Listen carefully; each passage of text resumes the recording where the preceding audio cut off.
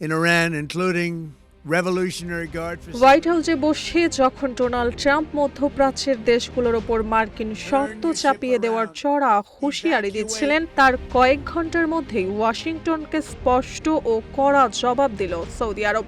যে কোনো হুমকি বা চাপে যে রিয়াদ তাদের আদর্শ থেকে এক চুলও নড়বে না, তা মার্কিন গণমাধ্যম CNN এর কাছে সাফ জানিয়ে দিয়েছে সৌদির এক উচ্চপদস্থ সরকারি সূত্র।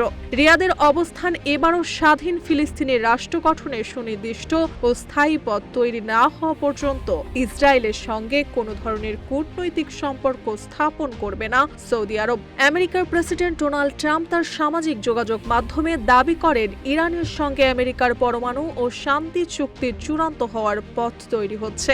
আর এই চুক্তি সফল হলে মধ্যপ্রাচ্যের সমস্ত দেশের জন্য ইসরায়েলকে রাষ্ট্র হিসেবে স্বীকৃতি দেওয়া এবং আব্রাহাম অ্যাকর্ডসে স্বাক্ষর করা বাধ্যতামূলক হওয়া উচিত। একই সঙ্গে ট্রাম্প হুঁশিয়ারি দেন, যদি দুই পক্ষ চুক্তিতে আসতে বাধ্য হয় তবে ইরানের উপর এর আগের যে কোনো সময়ের চেয়ে বড় ও শক্তিশালী হামলা চালানো হবে।